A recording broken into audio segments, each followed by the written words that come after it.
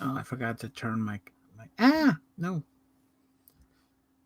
Okay, we are live. And I forgot some stuff. Oops, I forgot. I need to find the video itself. Oh no, here we go. There it is. There we are. There we are. There we are. There we are. Let's share on Twitter. We shall share on the Twitters. I am live. I am live and in person, and we're going to talk about Square Enix, NFTs, and maybe a few other small things. Maybe a little bit of an update on what's going on with me and whatnot, and whatnot. But there we go. There we go. That should do for now. Hey, hello. How is everybody? I I don't think I have a guest currently, and I don't think I probably will because this is a very impromptu stream. But that's okay. You know, that's fine. Don't know if anybody will show up or anything, but I wanted to talk a little bit about Square Enix for a bit, and I decided to do it in a live stream format just to knock some cobwebs off, knock the rust off myself a bit, because I just felt like chatting with people for a bit, and of course, chaos at my house, so that's fun. Um, it's not that bad. It's just a thing of, hey, asking my brother to maybe do something for me and let me have some private time. But you know, that's a thing. Well, I'm not gonna get into it too much. That's just me randomly talking. And what am I? Yeah, I'm pretty sure we got everything going. Everything's live and whatnot. But whether or not anyone's gonna show up for this, but yeah. And as I've said multiple times, I'm gonna cover this because it's interesting to me. I have said multiple times that Square Enix is evil. Not so much, not in so many words, right? I haven't really said that too much, but basically, I've always been of the mind, or in more recent years, I've come to acknowledge their more greedy and underhanded practices. And because of those situations and whatnot, I decided that I wanted to cover this NFT debacle. I did record a video for it, but I don't know. I don't feel like doing a video record, or I don't feel like editing. I haven't felt like editing for quite a few days, or for about a week or so. Probably because of a lot of other personal things, but you know, just in general. Hello to Helium. How are you?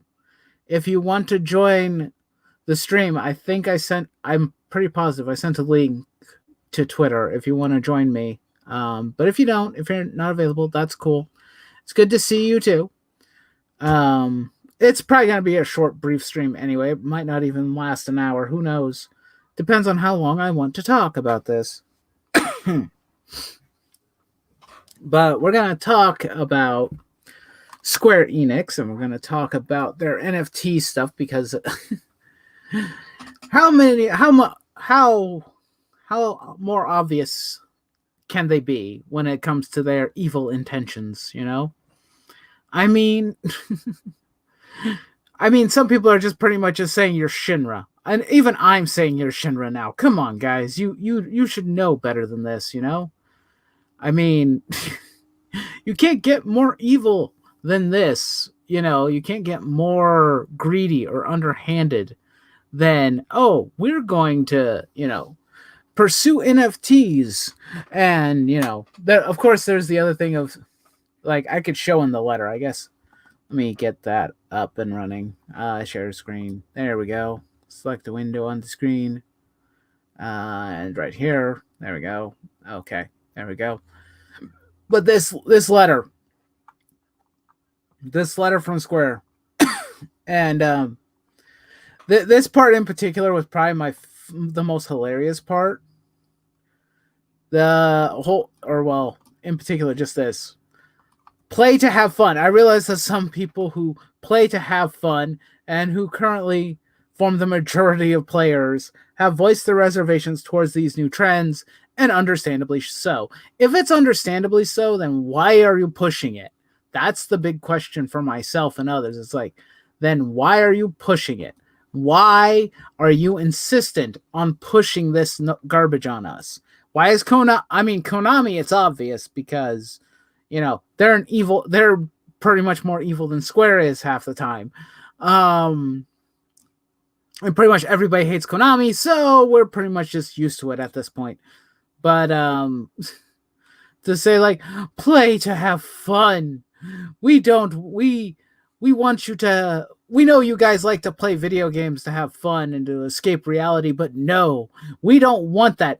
We know that there's a certain number of them who are motivated to play to contribute, and stuff of that nature. And it's how funny is that? It's how out of touch are you? Is like, you think that there's enough of these people around who are gamers or who play games.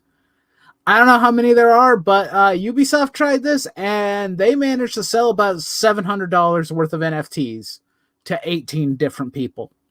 And that's it. That's the bulk that they got. There's nothing else. Square Enix or Shinra Entertainment Incorporated. Thank you, Secular Sage. You're absolutely correct. Are they Square Enix? Are they Shinra's Entertainment Division? I'm gonna go with Shinra's Entertainment Division. That's my theory. That's what I'm going for. That's who they are. That is exactly the type of people that they are. We've been duped. We've been bamboozled. This is not all the games we've been playing for all these years are not made by Square Enix. They're made by Shinra Entertainment Co. Come on, we all have to. We gotta accept this now. This is the truth. This is the reality. Square Enix or the Shinra Entertainment Co. Thank you for that, Secular Sage. That's a good comment. I like that. But yeah, this whole letter. Now, some of the technology that the president talks about, like the metaverse, though I think that's pretty stupid too, but other certain things like, cloud gaming or 5G and whatnot, some of those technologies could be implemented well. And the metaverse, despite the fact that I don't think it's really much of anything currently, and I think it's kind of just a joke that the internet likes to meme on more than anything. And I'm an old guy, so I know it's bad when everybody else is making fun of it or is terrified of it or don't like the technology. I mean, I'm not big into VR to begin with. I don't like virtual reality because I like living in the real world, thank you, more so than the virtual one. I mean, don't get me wrong, we're in a virtual kind of space right here, on YouTube and whatnot. But for the most part, I actually enjoy going outside and, seeing the real world. I like being near there. Buzzwords for investors. Thank you, David. You are correct. They are buzzwords for investors. That's pretty much that's the funny thing. I think that this letter was intended mainly for their investors, but why they published it in particularly on the main Square Enix website is the part I don't understand. I could understand putting this in front of like all of the board members probably are all on the same email listing or something. All the investors, all the people who give Square money to help invest into their games and into their products and stuff. I'm sure most of those guys are in like one certain group of emails, and this is a letter that you would send to them. I mean, it's even in PDF form. You could even download this letter. Why is this published on your website? That's the part I don't get. Is like, or at least it's a part of it that I don't get. It's really strange that you would make this public knowledge, especially if you know that everybody pretty much hates the idea. It's so bizarre. It's the most bizarre decision I've ever seen a company make in a long ass time. But you decide, oh yeah, let's put this out in the open where all the gamers can see it, all of our staff members, everybody can see it. All the investors can see it, all that good shit. Now that everybody can see it, well, now you can't take it back, Square. Now we know what you're up to. You can't take it back.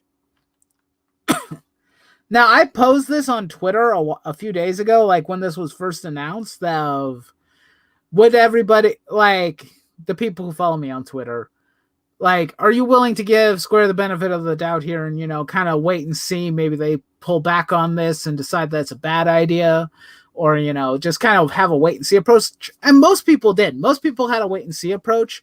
I'm kind of still in that camp, but at the same time, I'm also in the camp of they're going to find a way to put this in everything. Merchandising. They're going to find a way to do it. I'm guaranteeing it right now. I'm calling it now. Square's going to find a way to do it. No matter what we say, no matter how loud we speak, they're going to push this on us. Some form, some way, even if we don't want it. Like, it's sad. It's sad. It's depressing. It's stupid. But at the same time, I know that that's what's going to happen because Square is not the same company it has ever been. I've mentioned it countless times that Square is not who they used to be. Pretty much since their merger and afterwards, they are not the same company. When you had like the father of Final Fantasy, the original director, I'm trying to blank on his name. Oh God, dang it! I forgot his name. Damn it! I don't buy a Square game since they put mobile games on Steam. Never again. That's a fair assessment, David. That's fair. That's incredible. That's fair. I accept. Excuse me. I acknowledge that because that's a very good point. When they did mobile ports of like Final Fantasy 6 and I think 5 or something, and they put those on Steam, talk about freaking lazy. I was also even hoping for the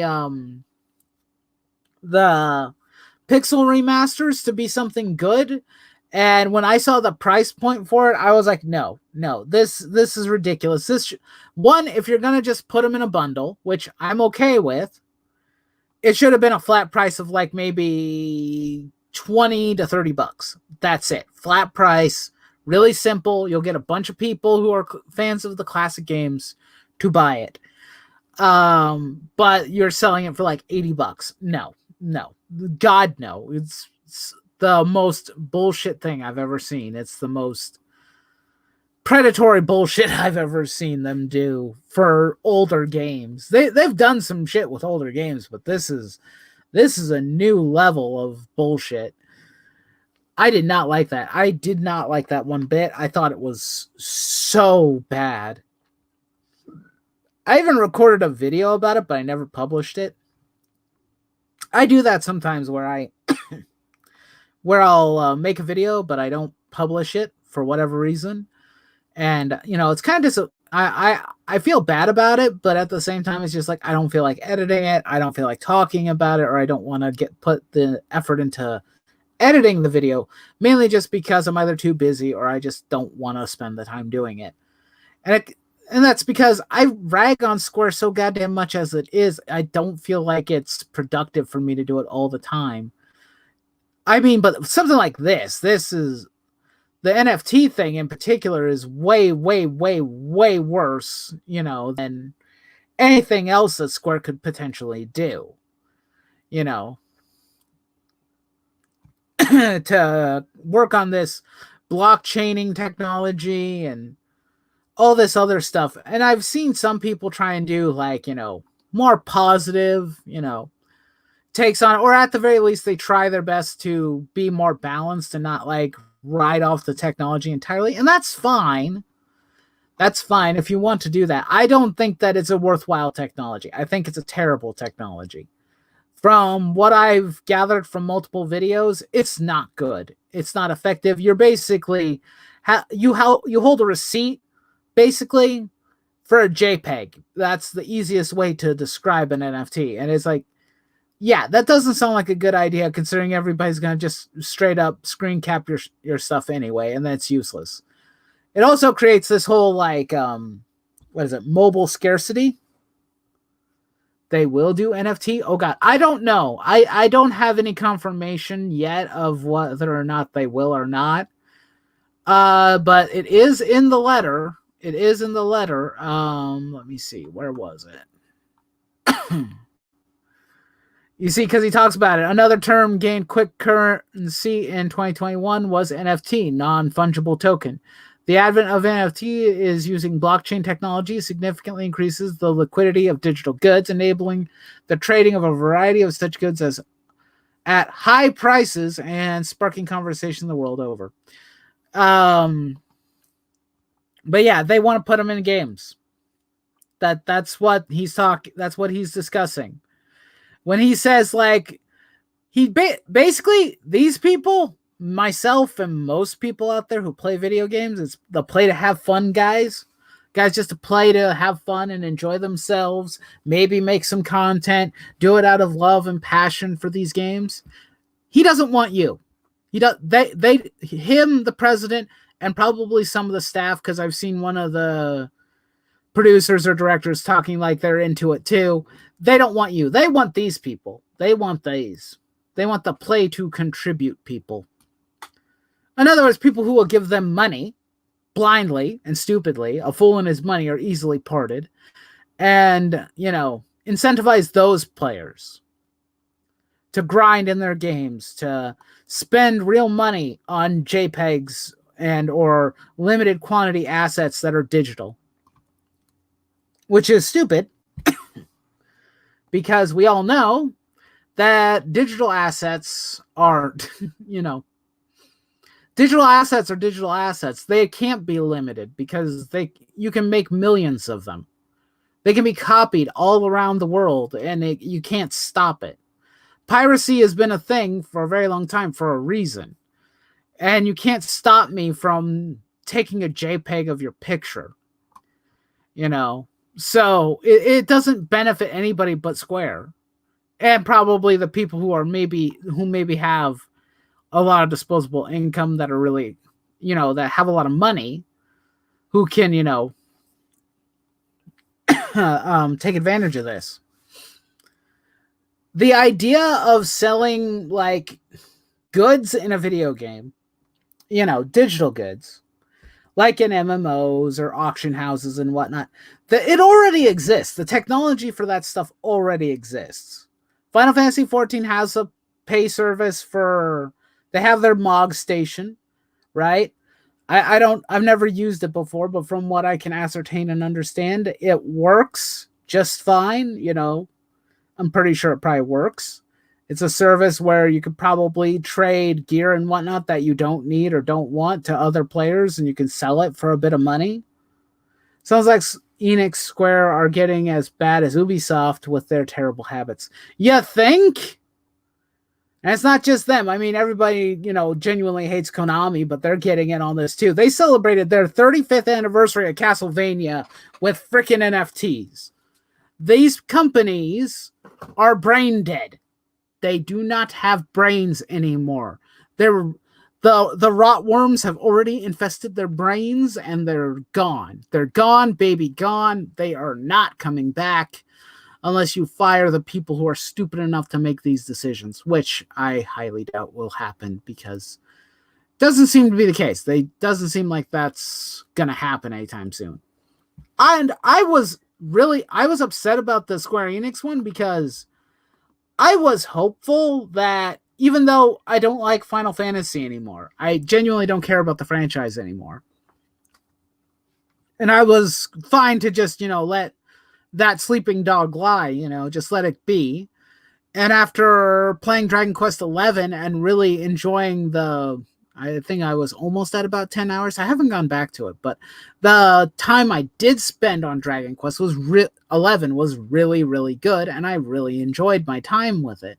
So to see this, to see something like this, and it's going to affect more of their games moving forward, that has me very concerned for releases of games that I am excited for that they were going to make. I was curious to see more about Dragon Quest XII. There's a remake for Dragon Quest III coming out. That looked pretty good. And I was probably going to buy both of those, considering I like Dragon Quest XI.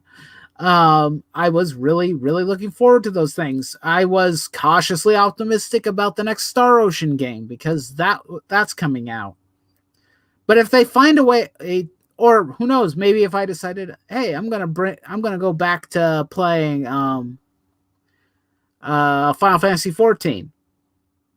At some point, maybe. I don't know. I don't know if I'll go back to 14. I'm not big into MMOs, but I did like 14. It was the first MMO, one of the first MMOs I've played. I've played like two. I played 14 and I played DC Universe Online. Both are fun.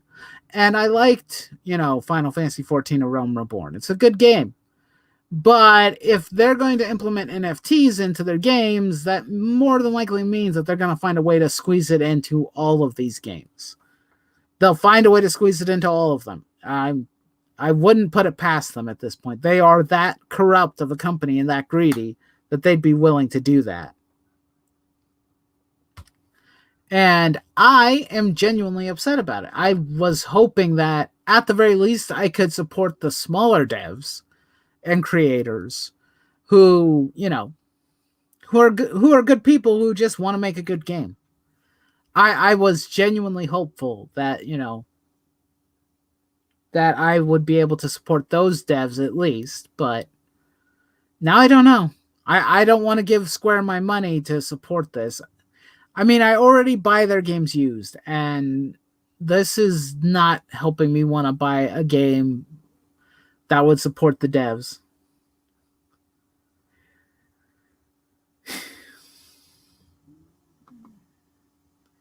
I think they will be careful with Dragon Quest. It is made primarily for the Japanese market. They will test those shits on other games. I hope so. But then it's kind of, for me, it's the moral quandary of giving them any form of money to fund this. I don't want to deny the devs who work really hard and just throw them under the bus, because those devs deserve support in some form or fashion. I want to support their game. I want to love their games. But if Square is going to be this shitty and underhanded, it's hard. It's genuinely difficult for me to say, oh yeah, I'll still support Square Enix after this. I'm kind of waiting to see if the other shoe drops at some point. Like maybe they backtrack on this statement. Maybe they decide, oh, well, we got a lot of backlash. Maybe that's not a good idea. But I don't know. Unlike Ubisoft, whose properties are... I mean, Ubisoft's properties are... I know they've got some good ones, but I don't know if they're quite as iconic as Square's, so I don't know if we're going to see the same thing that happened from Ubisoft to happen to Square, where basically they barely make any money off of it and nobody buys it. If that does happen and they introduce NFTs and they bomb horribly and Square barely makes money up to, recoup the cost of this experimentation, then I'm good. Then I'll be happy. But we don't know, because although I think they already have done some NFTs already. I don't remember where it was from, in what article or anything, and I don't feel like pulling it up, but I did see that. I saw that and I was like, oh no, they've already started. And who knows? Who knows where this will go, what they'll do. I'm curious, to say the least, but at the same time, my optimism is not high. I've got a sliver of hope. I still got a sliver of hope, but I've got a thread that I'm desperately hanging on to while the rope is being cut from above me. It's very thin, and we're barely teetering, but I still got a little bit of hope that they can solve this issue, or at the very least maybe backtrack this statement and not do it. I would really like that. I need tea. Hold on.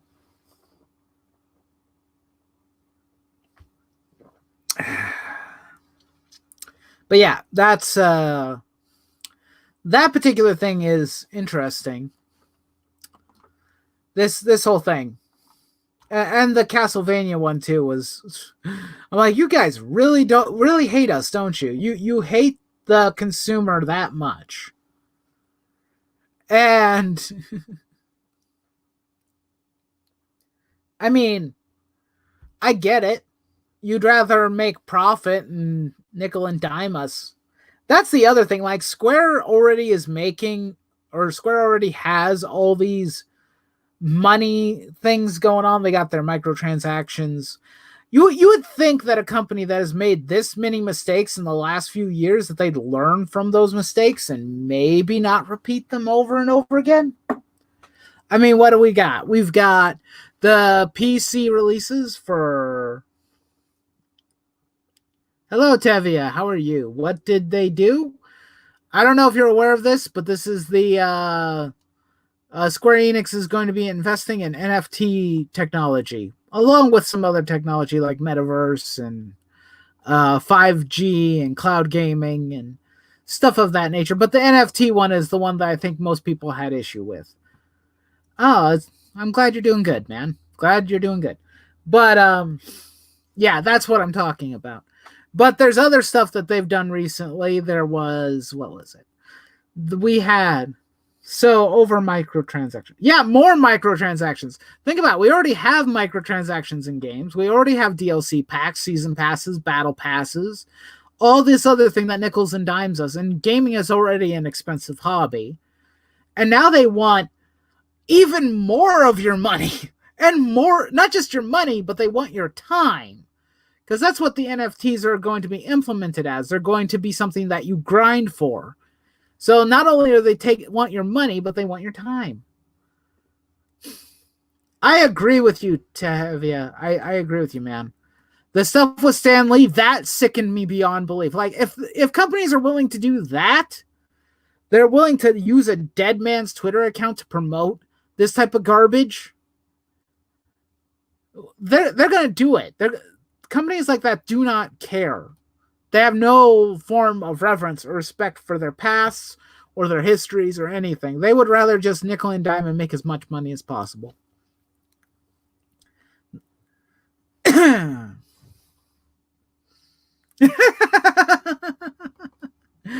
At this rate, the people would be safer buying a pinball machine. Yeah, and it'd be a better investment. You could even have it, feed quarters into it and shit, You could still do that, and you'd be better off overall. Sure, it would take your quarters, but at least it's just taking our quarters. Or buy an arcade machine. Yeah, exactly. You're better off probably going retro or something. I don't know. They might as well dig Stanley up and sell parts of his corpse. Yeah, no freaking kidding. No freaking kidding. That's basically what they did. I hate that Twitter account is still active. I genuinely do, because that man can't say anything. He can't do anything. That Twitter account should have either been shut down or it became a memorial for Stan's legacy, showing pictures, talking about his family. Maybe if Stan was I don't know if Stan contributed to charities and whatnot. I'm sure he did over time. I'm pretty sure he did that multiple times. Do that, that would be good, support his charities. Do stuff like, the stuff with Betty White and whatnot, people supporting the Humane Society after her death and, them getting a massive uptick in traffic and donations. Do stuff like that. Use Stan's legacy for a positive thing instead of trying to make more money off of his stuff. You already have his intellectual properties, Disney. You're not benefiting anybody by doing this type of shit. You're not benefiting anyone. Oh, you heard the 1-Up arcade machines were good? I've seen some of those. I've never played on one, but I've heard good things. I've not heard much about them. I might look into it, but I don't really have room in my house for an arcade cabinet, honestly. Me and my brother already have a massive enough game collection as it is. I don't think an arcade cabinet is a good idea.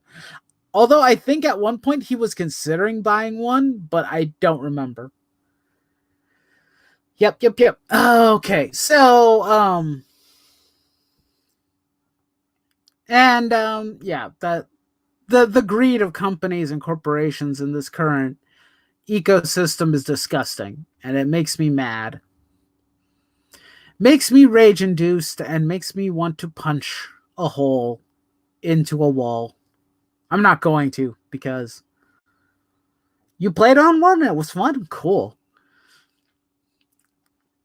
If I had a way to test one out, I would probably do it, but I don't know of anybody who, does that type of stuff where they do tests, where they let you demo it. But that would be cool. Yeah, I'm more interested in like retro games and smaller game developer companies, because at this point, Square does not deserve any form of money from me. There was some stuff that was also kind of funny and interesting, because there was this guy. Sorry. Hold on, let me.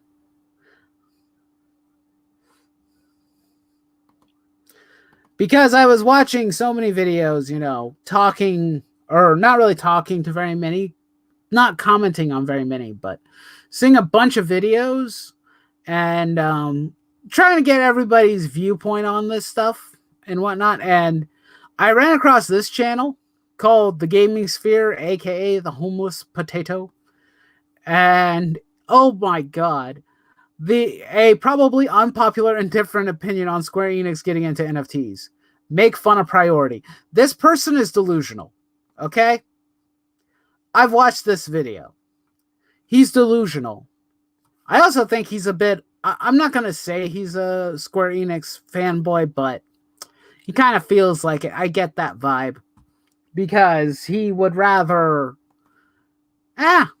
Sorry. Oops. My bad.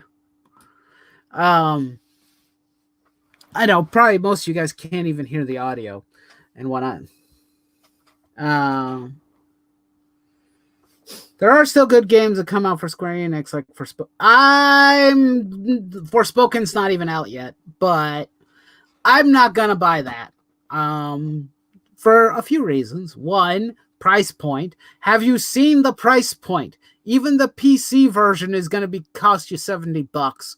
No, thank you. I'll pass. That's too much money. 60 is already asking a lot for a game, and 70 is too much.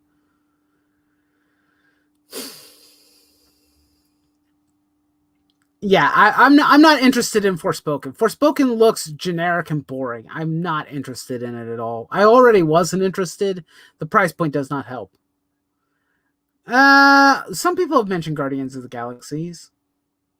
Yeah, what's even worse, Tevia, is that it's on Steam, or one of them is on Steam, and Final Fantasy VII Remake Integrated is on Epic Game Store, and both are $70. You're asking PC players, the guys who normally spend less money on games, to spend console prices on games. No, we're not going to do that. That ain't happening. Get the hell out of here. It's not going to work. That's the stupidest thing I've ever seen. I'm not spending that kind of money on either of those games. Everybody knows how I feel about Final Fantasy VII Remake, so I'm not spending money on it. And I'm also not going to spend $70 on Forspoken, because I also don't give a damn. It looks It looks generic. It looks too generic. I think Guardians of the Galaxy was fun. I think it looks okay. I mean, it looked kind of fun when they demoed it at E3, despite the fact that demo lasted way too goddamn long. But may wait till it drops in price. No, I don't even want it. It's one of those things that it's a pet project from Square that I have no desire or interest in. They make some games like that, and they normally end up sucking anyway, so I'm not even interested. They end up being generic games. They look like every other generic Western adventure game. They look the same. They don't look unique. It doesn't look unique in any way. It looks the same as... I mean, it has similar aesthetics to things... I mean, not entirely similar to things like Horizon or some of the other ones. It just looks generic. I don't know how much effort or money they poured into the project, but it does not look worth my time.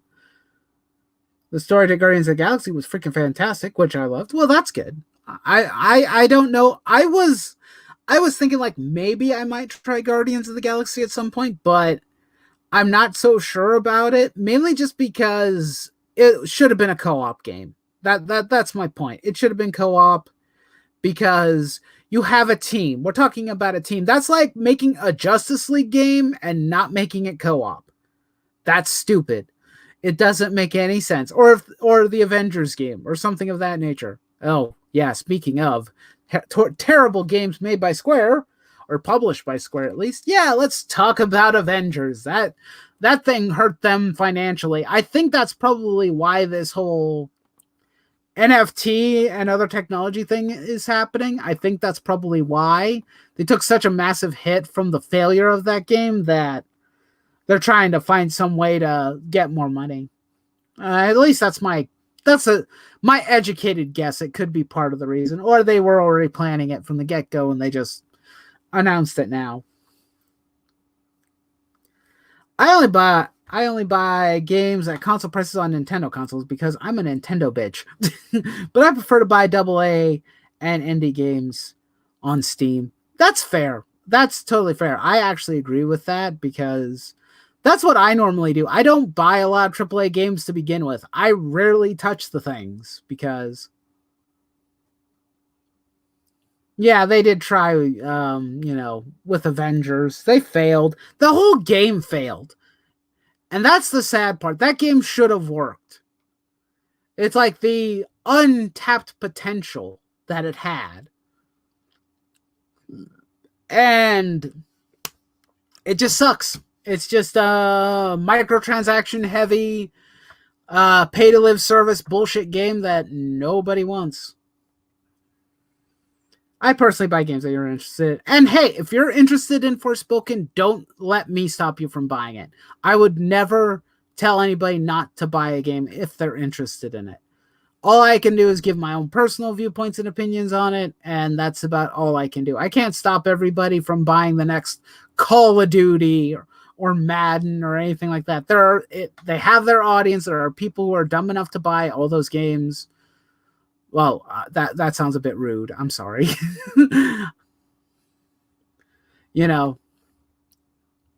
Not so much about the Square ones, but mostly, the games that probably put like bare minimum effort into making, the Call of Duties, the Battlefields, anything made by EA or Activision.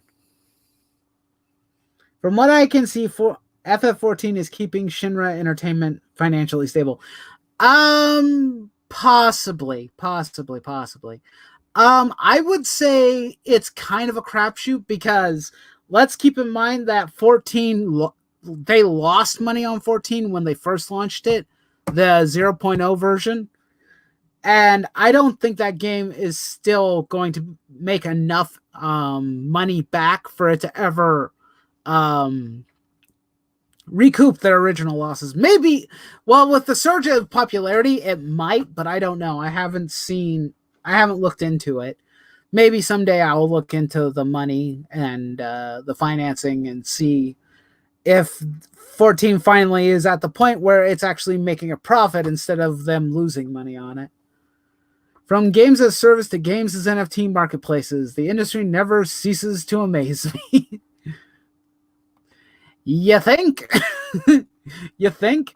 Yeah, that's pretty much the fact of the matter. But yeah, this particular video, I know it was a weird segue, but I wanted to talk about this. But yeah, this person does his best to defend the NFTs and whatnot. And obviously, you're free to have a speculative opinion. But the one thing is that he turned off comments. So he doesn't want to have a conversation about it with anyone, which I find rather interesting. Or, well, not just interesting, but I find it ridiculous. It's like, you have an unpopular or different opinion, which is fine. I've had those before, and I get railroaded in my comment section for having unpopular opinions. Yeah, nobody should defend NFTs. Nobody. Not a single person should defend this crap. It's not good. But basically, he's trying to... I guess he was trying to make the games or the technology sound altruistic. Like it's neither good nor evil. And also saying...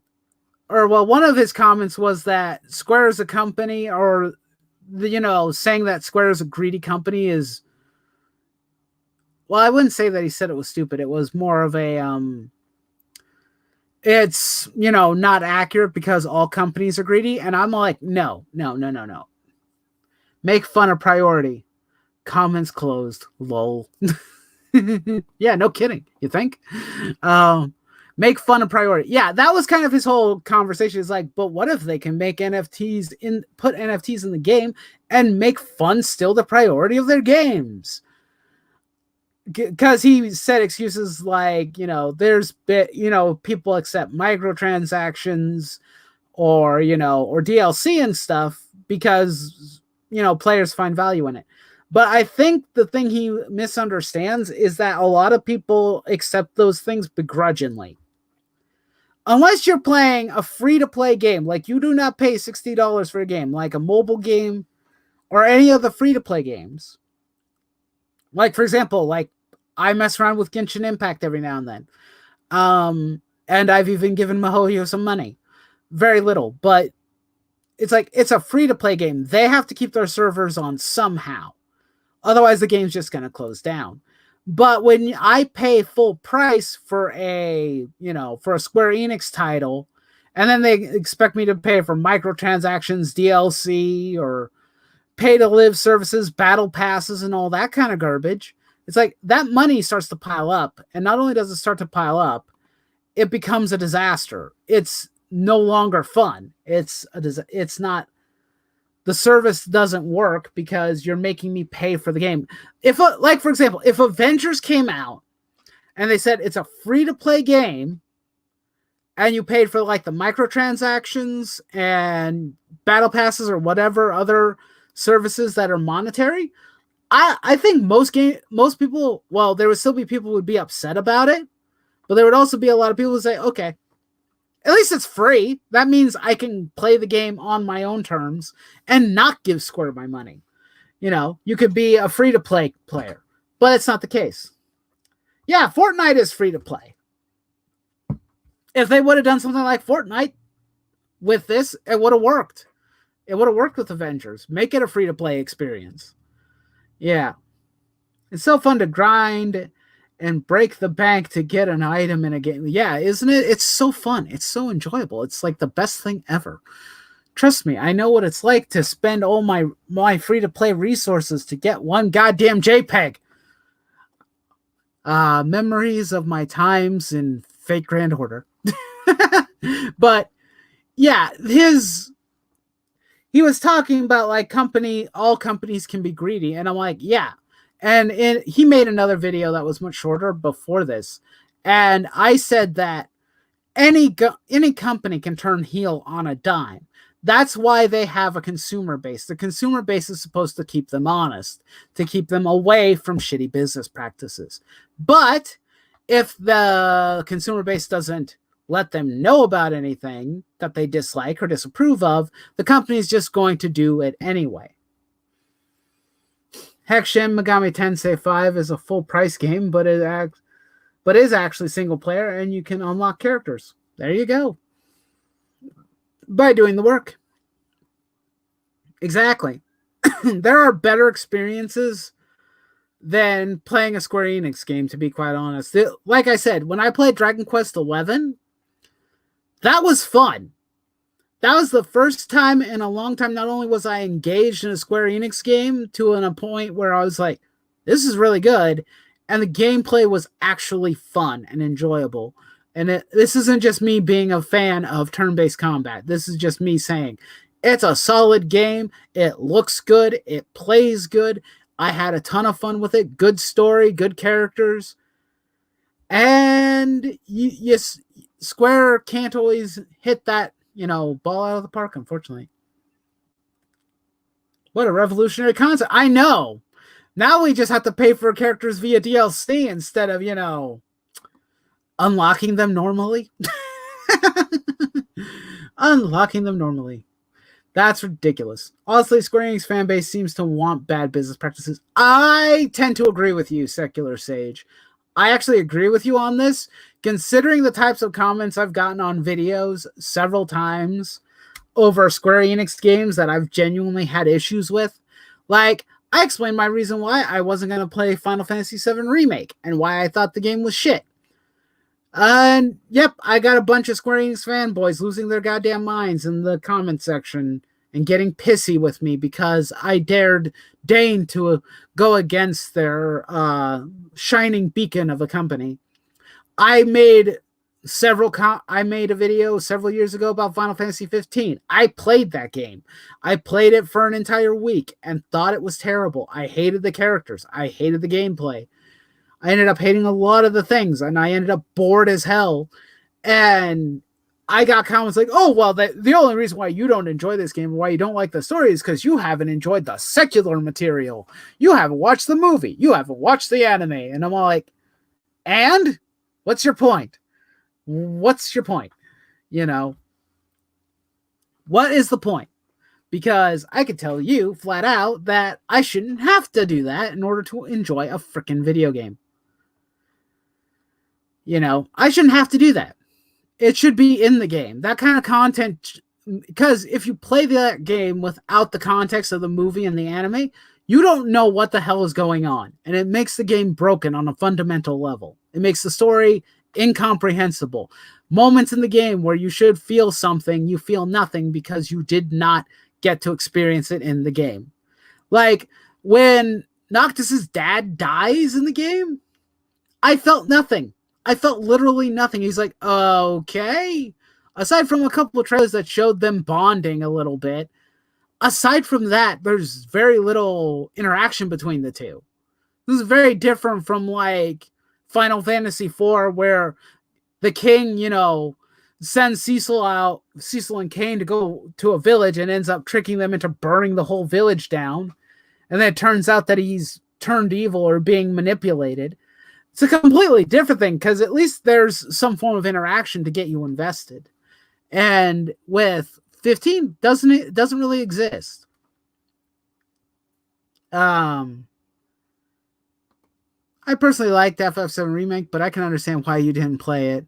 I respect your opinion. I appreciate that, Tevia. It's fine. There's a lot of people who like, basically, how I would view the game. You see, what I wanted was not what a lot of other people wanted.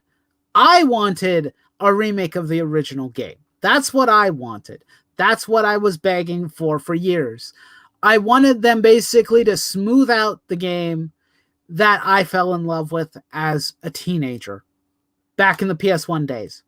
That's what I wanted. I wanted, because everybody who, you know, praises the original 7 up and down, left, right, forward, center, A, B, and all that stuff, we all know and readily accept that it is dated as hell. Its graphics are dated. Its gameplay sometimes is dated. Just overall, it needed a tune-up.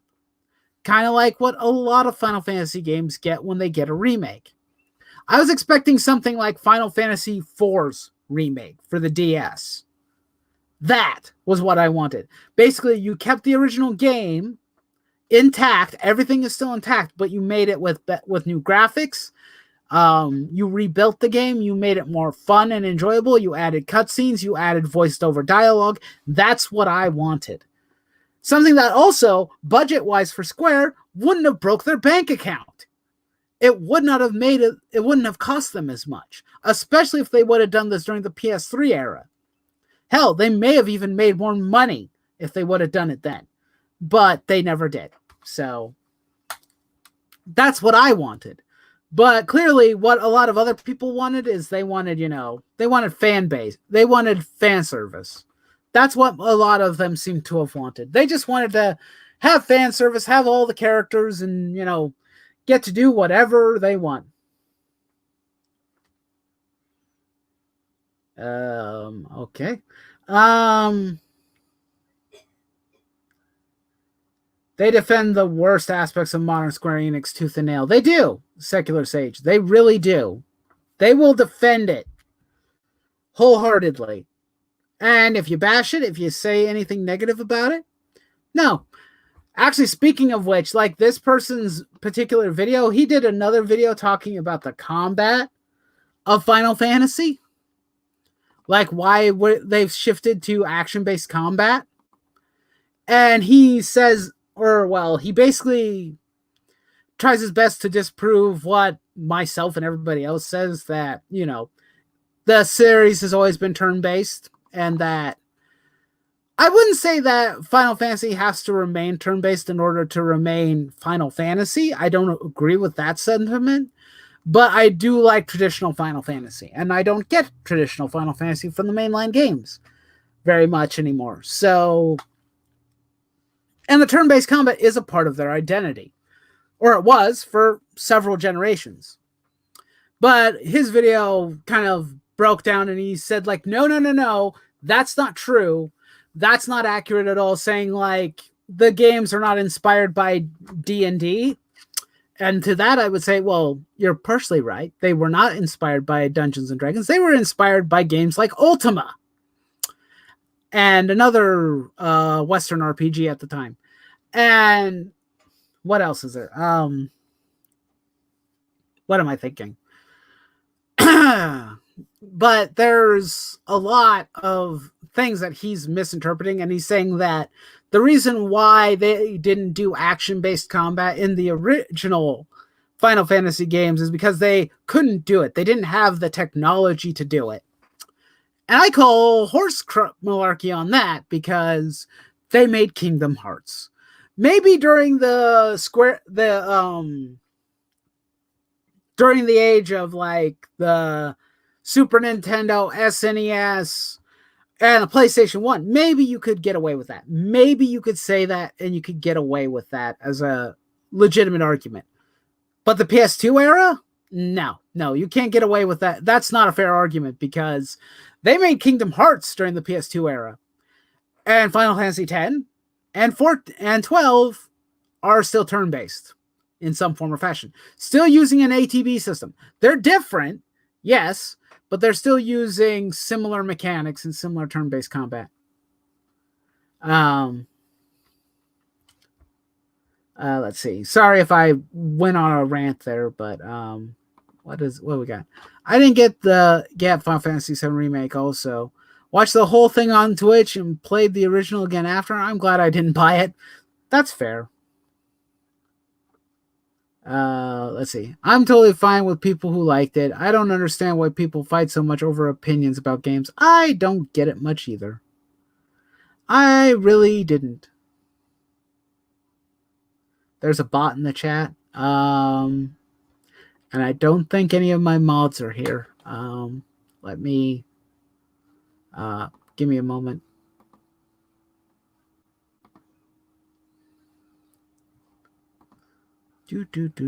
I don't like bots. I don't like bots. Get out of my...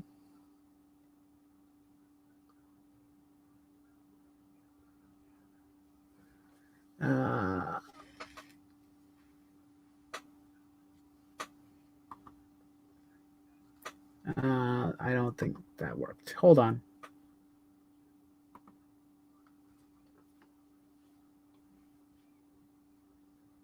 There. Report. There we go. There we go. I think I dealt with it.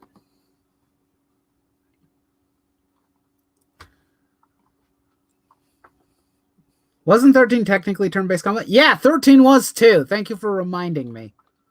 13 was also turn-based. I mean, come on. Let's be honest here. If Square really, really thought that, Final Fantasy games were always intended to be action-based, they would have been able to do that years ago. They would have been able to do that from the PS, not even from, like, the Super Nintendo onward.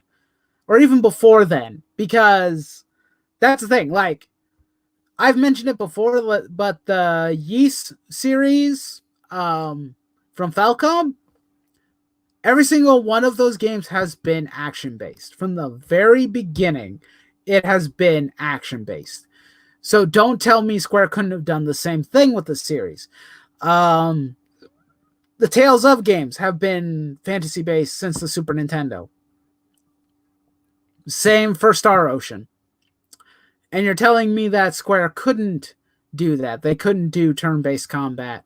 Yeah, right. Or couldn't do action-based combat. Yeah, right.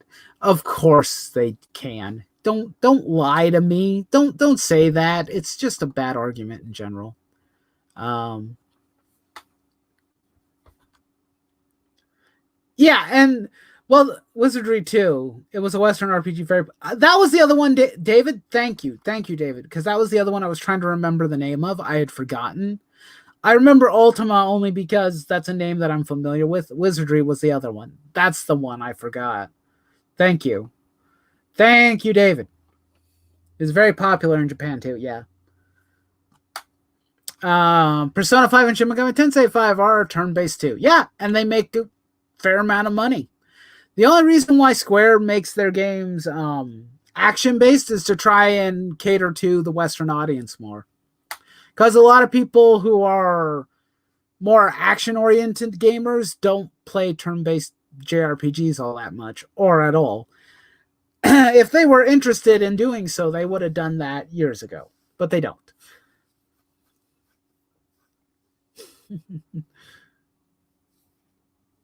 It was very good action. Yeah, there were a lot of them actually. There was more of the now over the years I've learned more and more, but yeah, there were a ton of really good action RPGs, not only on the Super Nintendo, but on several consoles. There were a lot of turn-based ones, there was a lot of strategy ones out there. Um everybody thinks of the main go-to ones, but there were others out there that, managed to put a serious dent into the industry. They made popular series. Some of them have become more and more obscure and less known, but they're still there. There's still the potential for them to come out and make a resurgence, but they probably never will because the companies that own them aren't interested. Um, um, we also have Tales of Arise, which was also really good. Yeah, that's not turn-based. That's not. It's action-based, but Tales of Arise was good. I actually haven't played it myself, but it looks really good. I wasn't sure about the new art direction, but it's grown on me over time. So I'm actually gonna eventually buy a copy of the game and play it because I want to, because it looks really cool. Um, the technology wasn't there yet, Wolf. It wasn't there. You got to understand, man. It wasn't there. He's the homeless potato is correct. The technology just didn't exist. It's either that or the guy who created the ATB system was just lazy and didn't want to program it. I know that may sound a little rude, but it's the only other excuse I could think of is that,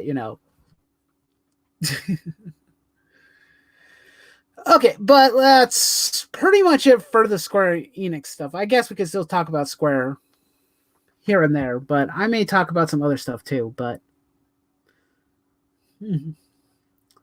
Xenoblade did a good job, a good mix of action and turn-based battles. It felt more FF to me than most of the modern Final Fantasy games. I haven't played Xenoblade, any of the Xenoblade games, except for the old Xenosaga games. But I've heard good things. I've heard a lot of good things. Considering I like JRPG games, I'm always looking at all the games. It's just whether or not I'll ever find them or make enough money to get them. Well, bye, Tevia. It was nice having you here. Thanks for stopping by. I appreciate you.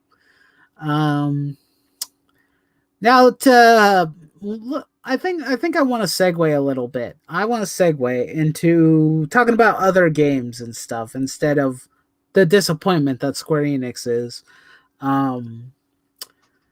Maybe I'll ask you guys in chat, like, is there any games that you're interested in that are coming out that I might not know about or that I do or that I've heard about? I don't know. I could talk about the stuff with KOTOR, the remake for KOTOR. That has me a bit concerned, but I'm not gonna do too much in that regard until I see more. But that's kind of got me a bit worried and concerned, I'm genuinely concerned because I really like the RPG elements of the original KOTOR, and I don't want them to ruin it with a stupid hack and slash action game of the same game. That would suck. That would genuinely suck. I like the JRPG, or not JRPG, just the RPG mechanics. Why am I calling it a JRPG? It's not a JRPG. It's the Western RPG. And probably the only Western RPG I've ever played that I genuinely love. I've played others. I just never got really invested in any of them.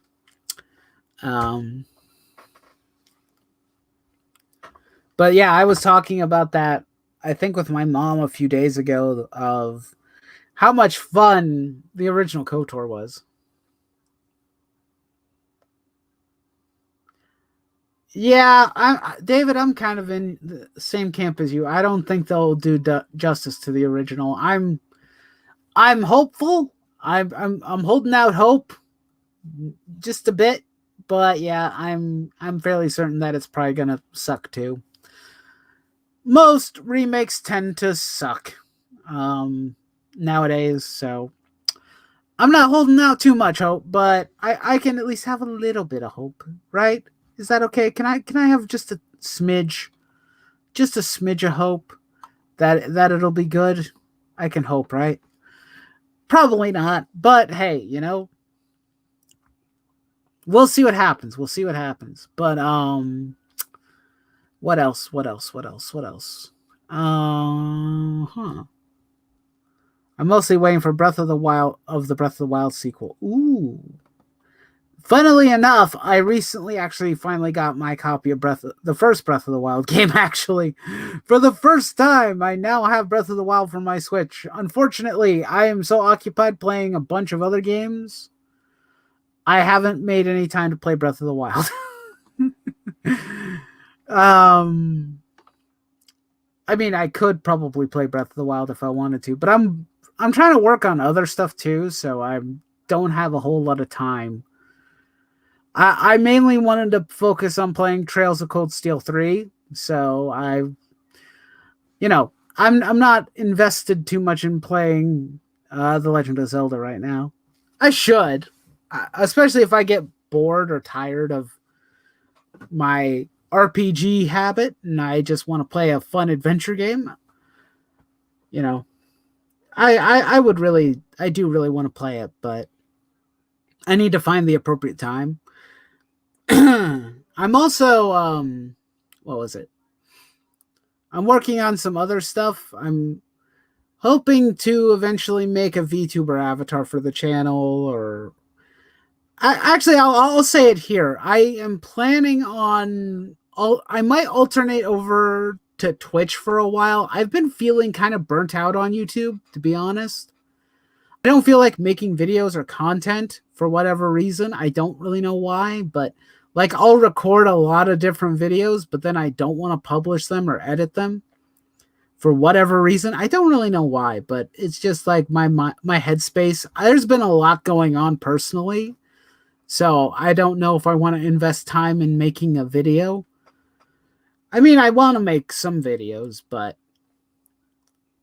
not in a level of frequency that would mean that, like, hey, here's a video this week and here's a video next week. But I don't really have that in me right now, Like, I already recorded my video talking about, Square Enix and the NFT stuff, but I was like, no, I want to do a live stream tonight for whatever reason, and I'll talk about it there instead. Breath of the Wild is a very fun game. I just don't think it has the same replay value as older games in the series. I didn't play a second time yet, which is new for me with Zelda. Ah, interesting. Well, I mean, I guess that could be true in a sense, because, like, if you've played the game once and you've already had all those fun WoW experience moments, it might take you a while to want to revisit. I'd say maybe wait, like, maybe 10 years or so, and then maybe play it again. Something like that, just that, like, oh, hey, I'm re-experiencing it for the first time in ages. Wait a decade or so, Like, if I went back and I played The Legend of Zelda Ocarina of Time, which is my favorite Zelda game I've ever played. Second one being Twilight Princess. Although I don't know if I think I don't remember if I finished that game. I think I did, or I watched my friend finish it. I don't remember, but I did really love that game. But yeah, like I like Prince Ocarina of Time was like is so nostalgic for me. I remember a good chunk of the game, but at the same time, it's like it would still be kind of fun to re-experience it. Or maybe play Majora's Mask, which I did not play, and experiencing that for the first time. That would be fun. I'm waiting for Metroid Prime 5 too, but I don't think it's coming soon. Probably not. Nintendo hasn't made any announcements on it. I mean, at least you got Metroid Dread to occupy your time, so there's that at least. You could play Metroid Dread until Metroid Prime comes out. Or play all the old Metroid games. You could do that too, probably.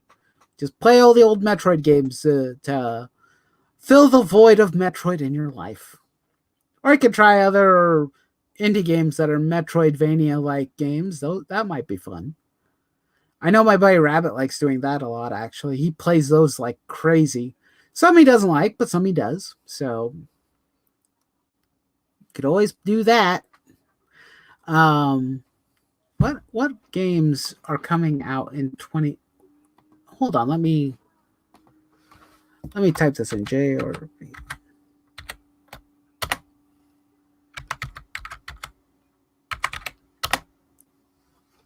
Coming soon in 2022.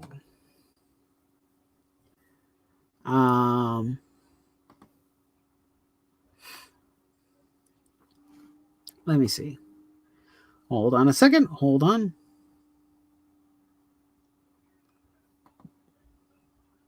Oh, you gotta be kidding me.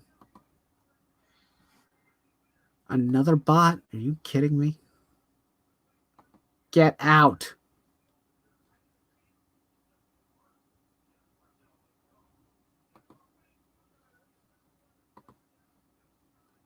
YouTube, do your job.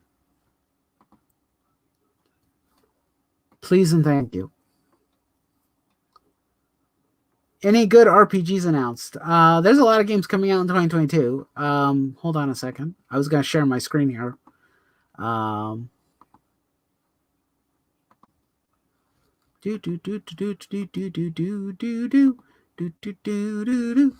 Okay, so let's see. All JRPGs releasing in 2022.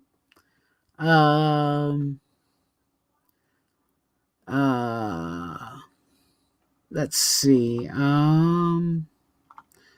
Here are all the JRPGs releasing in 2022.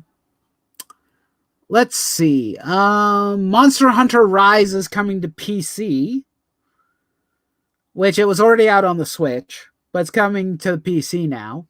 And that's coming, its release date is in January. Wait, that means it already came out. Did it already come out? Hold on.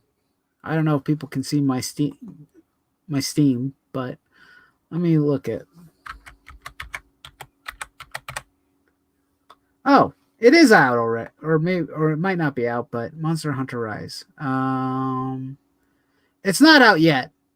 Or wait, no, yeah, pre-purchase Monster Hunter Rise. It's not out just yet. Oh, it's not the 12th yet, but it'll be out in a couple days. YouTube only bans good content creators. You might be right. Let's see. Another one that's coming out in January, Pokemon Legends Arceus is coming out on the 28th of January, apparently, according to this.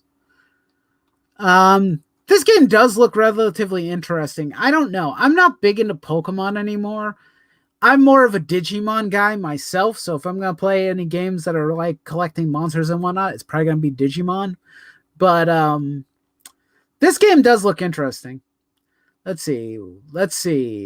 February's games that are coming out. Death End RE Quest 2. What the fresh hell is this? I don't know what this is. I don't recognize it. Probably not all that noteworthy. Monarch Deluxe. That's an NIS America game, if I remember correctly.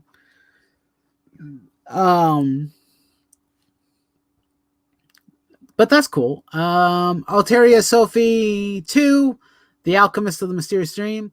If the Atelier games are really gaining steam and popularity recently, so wouldn't be surprised if we see more of those. That's coming out February 25th. I don't know if they're my kind of games. I mean, they seem to be relatively relaxing and very cutesy. They might be fun to play at some point, but new Pokemon feels too much convoluted for my taste. Fair enough. The new one that's coming out, it's a bit more. It looks like it's a bit more open world. It looks like it's definitely straying from the traditional Pokemon games, so it might be worth looking into. I'd say probably wait till you see some more gameplay or something, or maybe watch somebody stream it, and if you're interested, try it out. That's probably what I'll do because I don't know if I'm gonna buy it. Elder Ring is coming out February 25th, and I know there's going to be a ton of people who are going to be happy about that. If anyone's into Dark Souls style games, they're going to have a field day. So I'm fairly positive I'm going to see my buddy Rabbit playing this probably sometime when it launches. That'll be fun. Let's see.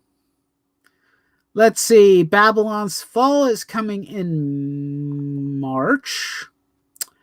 And Babylon's Fall is a Square Enix published title. Doesn't really look that interesting. It looks kind of, once again, generic, boring, not really that interesting.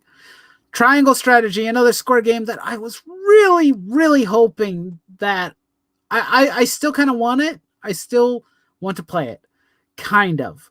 But at the same time, with the Square's current situation, I'm so torn. This is a strategy RPG that looks so goddamn good. But I don't know if I can justify purchasing it because of the bullshit. Oh! Of course, there's this gem. Stranger of Paradise. Final Fantasy Origins. We're here to kill chaos. Because that won't be cringe-inducing at all. Hoo boy. I just like memeing on that one more than anything. Oh. Okay, Triangle Strategy, you could take a back seat right now because Ruin Factory 5 is coming on March 22nd. That's a game I've been waiting for. I'm going to buy that one. When that comes out, Triangle Strategy can Square Enix can basically take the back seat anyway, because Rune Factory is gonna be. I'm really looking forward to that one. I don't know if anyone has seen I don't know if anybody in here has played Rune Factory. Rune Factory is a good time waster. I will probably get it. I would. I don't know. Have you seen Rune Factory 5? Let me look that up. Oh, it's already there. Rune Factory 5. It looks really good. Not only is the art always like top notch as always, but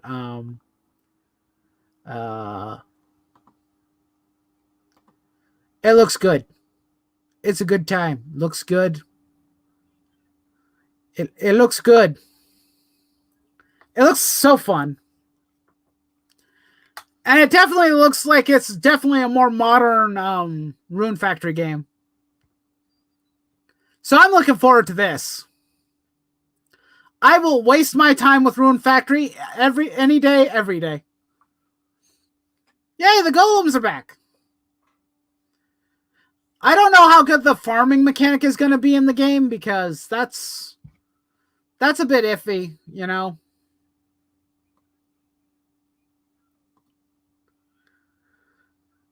But this looks good. This looks good.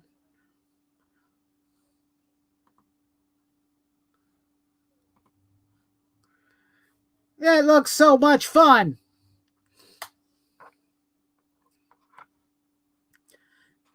Hopefully the farming will be good. Because that's also part of the fun of these games. It's like...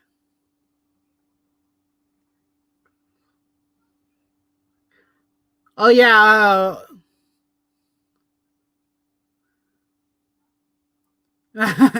Yeah, they oh look, they're even highlighting the the gay marriage options too. That's good for those people who want to do that. That's cool. That's cool. I like that. That's fair. I'm gonna marry a waifu, but that's just me.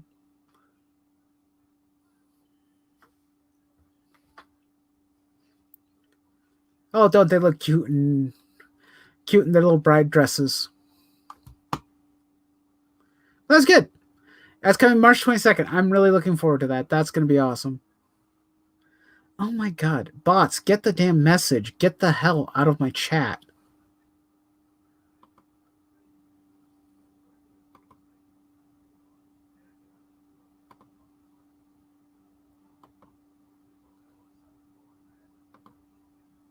Get the hell out of here.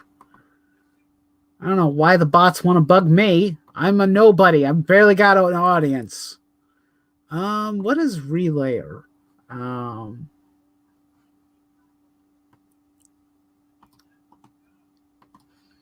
that one I don't know. Let me see. Relayer. Relayer game. Oh, that's right. I almost forgot. This is another one that I want to get. This is something else I will definitely probably get. Relayer is like a mecha turn or strategy game for the PS5 and PS4 coming out March 24th. Ooh, Rune Factory and Relayer. I'll be saving up my money for both of those. That's a definite sell for me because I'm really looking forward to those. But we have to wait for March, and we're not even in February yet. So we're getting there. We're at the halfway point. So apparently, in May, the only JRPG that's coming out is Forspoken. At least the one that's confirmed. Uh, there's others that might be. This one's confirmed, basically. This one's guaranteed that's coming out. Forspoken is coming out. These ones are to be determined. So we have Crystar. I've kind of seen a little bit about that. Digimon Survive is coming, might be coming out at some point. Hasn't been confirmed. Disgaea 6, Defiance of Destiny Unrelenting Edition is coming out. So for those who bought Disgaea 6, there's a new edition. Echoes of Mana might be coming out, but that's an iOS and Android game. Eltelia Rebirth for the Switch. Yuden Chronicles Rising. That's another one that I'm really looking forward to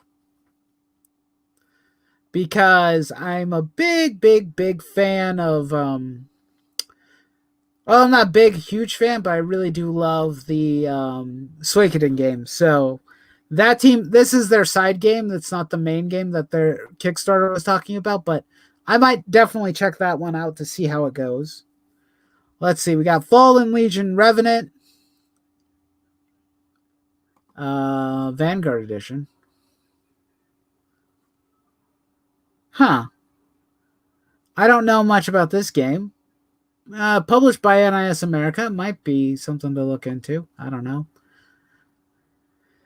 Let's see, Final Fantasy VII Ever Crisis, the iOS and Android game that nobody asked for. Thanks, Square. Final Fantasy VII Remake Part 2, not touching it. Final Fantasy 16 might be coming out in 2002. I doubt that heavily, but it might come out.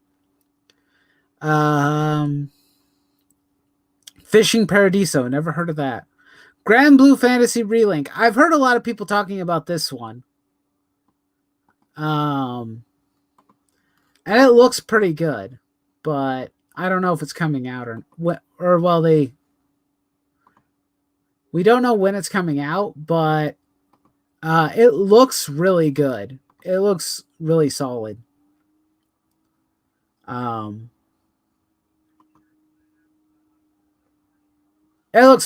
It looks really good. This is based off of a mobile game, but it's an actual console release and it looks beautiful. I might just give it a shot when it comes out. I think I may have played the mobile game at some point, but I don't remember. Gun and Darkness. Don't know what that one is. Labyrinth Legend, The Legend of Heroes, Trails from Zero. Hell yeah. This is all we have for images, but I'm really looking forward to that. I'm going to buy that when it comes out. Made in Abyss, Binary Star Falling into Darkness. Awesome, I guess. I know this is based off of a anime. Might be interesting. I've never watched Made in Abyss, so Potato Flowers in Full Bloom. That's a weird title. Project Awakening, RPG Golf Legends, Star Ocean, The Divine Force, Vysteria Saga Gaiden, The Sacred Sword of Silverstein. Yeah, and those are all the ones that are not, their dates are not fully confirmed yet.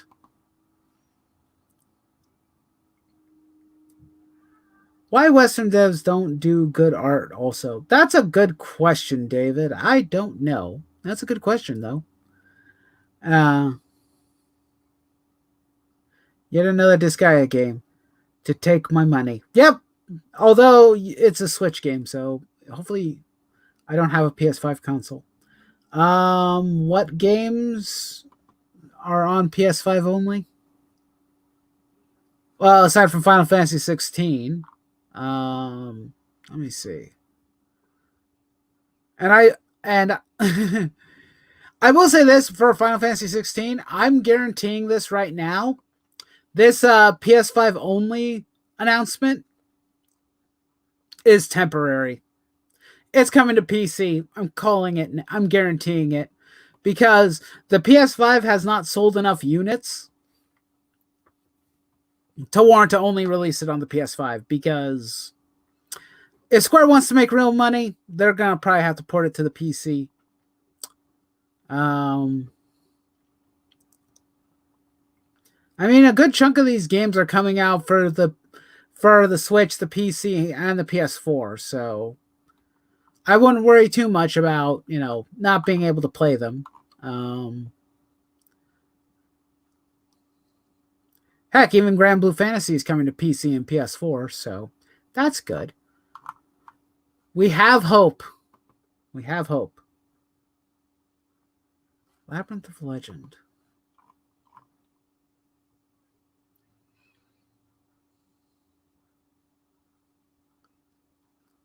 Let me see. What is Labyrinth of Legend? Let me look at that one.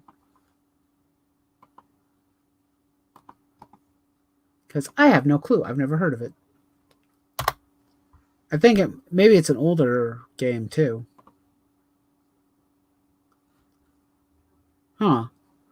Looks very sprite-based. Oh, yeah. This is a very sprite-based looking game. That looks pretty good, though. Looks like it's an indie title, but hey, nothing wrong with that. Might actually be fun. This is pretty cool. I like this. That's a pretty cool image. Very retro. Very cool.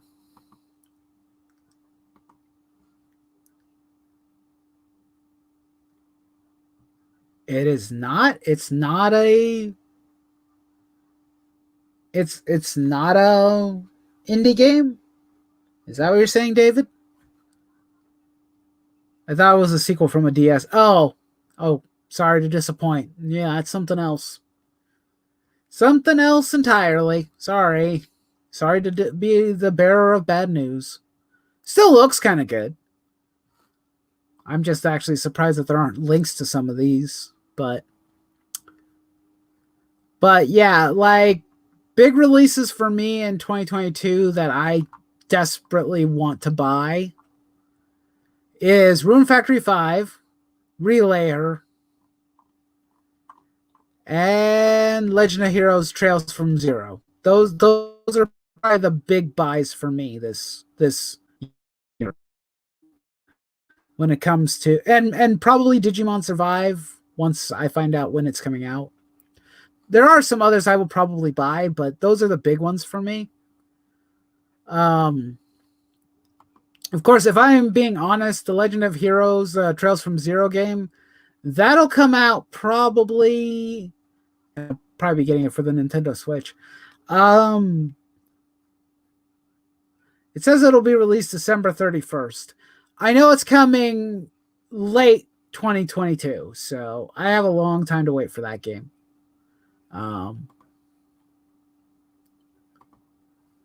Rune Factory 5 is a must get. Yes, it is. That's a must get for me too. I'm really looking forward to that one. But yeah, there's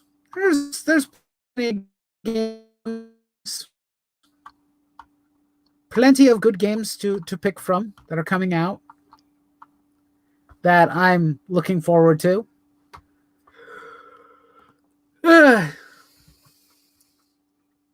The main problem and issue will be like trying to find a way to play all the games that I buy.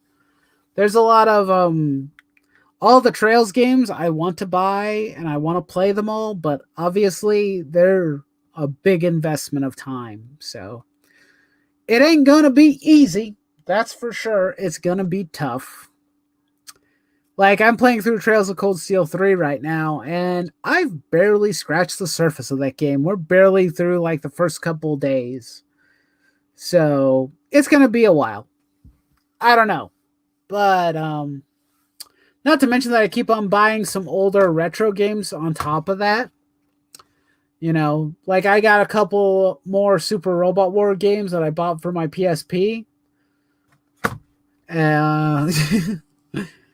Oh yeah, Super Robot Wars 30. I should probably buy that at some point too. I want to get that game and probably play that one. There's probably games that I've missed that I don't have. To enter an RPG series is always time consuming. That is true. But not all of them are as long as each other. It depends on the one you play. Like, most Final Fantasy games can be beaten within 30 hours. Maybe 60 if you decide to do all the side quest stuff or grind or whatever. Most of those games don't take that long. But Trails games, yeah, they take a long ass time. They could take, like,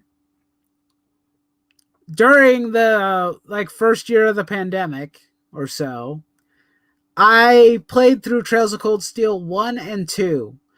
And total gameplay time was, for Trails of Cold Steel 1 was about 80 hours, roughly, which is a lot.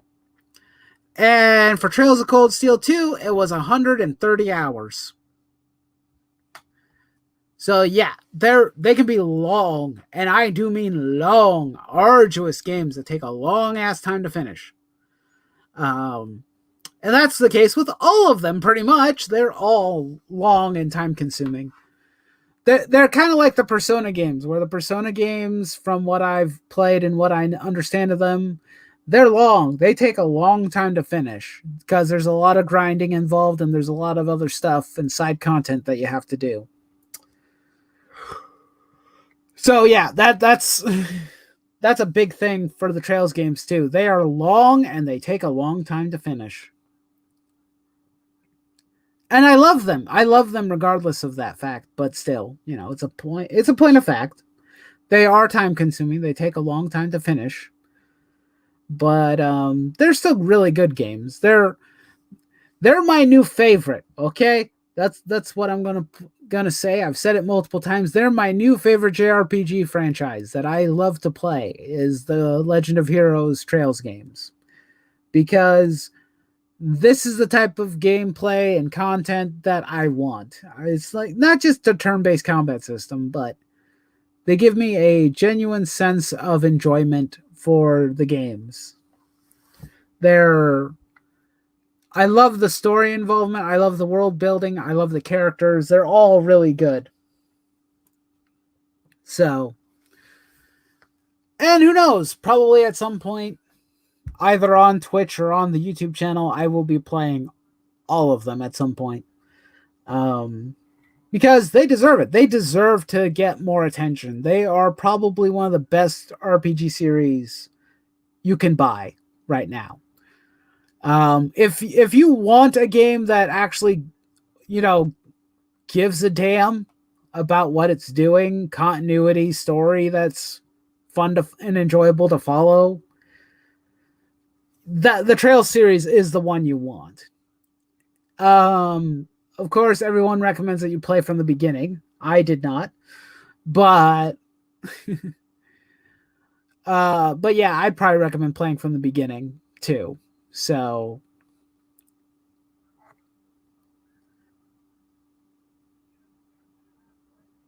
yeah, it'll take some time. Basically, if you're gonna play one of them, basically don't play very many other games would be my recommendation. Dedicate as much time as you can to them because they're long, but they're worth it. Because though it's a slow burn at the start for like story stuff and whatnot and character stuff, but it gets so good over time. It's worth the time and investment. I do not regret playing Trails of Cold Steel 1 and 2 back to back because it's basically what I did. I played through Trails of Cold Steel 1, I ended on a cliffhanger, went right into 2. Pretty much like less than a week after. I took like a 1 week break, didn't really play anything else, and then I went right into 2. And I played the crap out of it. And I loved every moment of it. I've been taking more of my time with 3 because not by choice, it's just I don't have a lot of free time. But it takes time. They are slow games, but they're worth it. They are really worth the time and investment. I was not disappointed. I shed tears, literal tears at the end of 2. I was like, it's over, but it was so goddamn worth it, and I love it. It was like it hit me right in the feels, hit me right in the feels. And it's not often that JRPG games do that to me all that often lately, so it was worth it. It was worth that time and investment. I was not only hooked on the game and enjoying it, but I enjoyed watching the characters grow and change as the story progressed. It was really fun.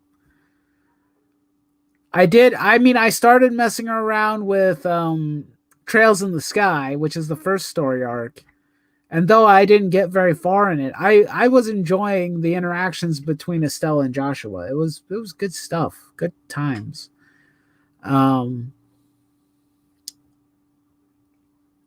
Yep, I can't gush enough about those games. Of course, granted, that's not including the awesome music from the games on top of that.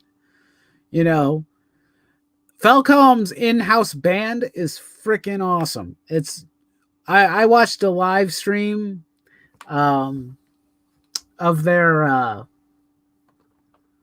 let me see. Let me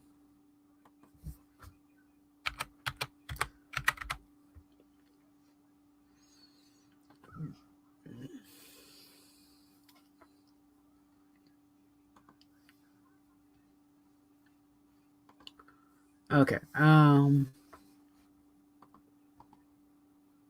Copy this link. Hold on a second.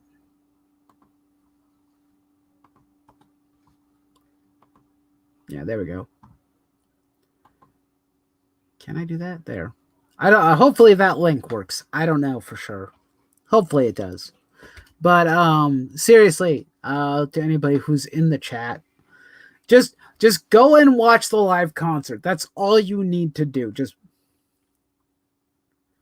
reading a Steam review, guy trashed the game, and in the end he wrote, "Yet I sunk 97 hours into it and bought the other 3 games in the series as soon as I finished. I don't know why I like the series. 9 out of 10 would recommend." You know the reason why you sunk 97 hours into that game and you bought all the other games is because you actually like it. That's why. It's because it's actually good. Because it's good content. It's good stuff. It's worth the investment and worth the time. It's like I don't really know what else to say about it. It's just that damn good. I guess like one of the things that makes the Trails games unique, I think, above everything else or every other JRPG is its world building. There are very few JRPG games out there that can make you that has a world in it that seems to be growing and changing with you as time is progressing. I don't know if I've ever experienced that in another JRPG. I can't think of it. Yeah, listen to it later. It's a really fun concert. It's worth it just to listen to them play because they're awesome. I own multiple soundtracks. I probably will buy more in the future. Their music is that good. I especially like the soundtrack for Trails of Cold Steel too. It's awesome. Um, it's probably my favorite one so far. But yeah, the what was I gonna say? Like the world grows and changes as the story progresses and as the player is going through it. There are very few games that do that where like you talk to the seriously? Hold on a second. Hold on a second. I'm getting really sick of that. I'm getting really seriously sick of this BS. Get the hell out.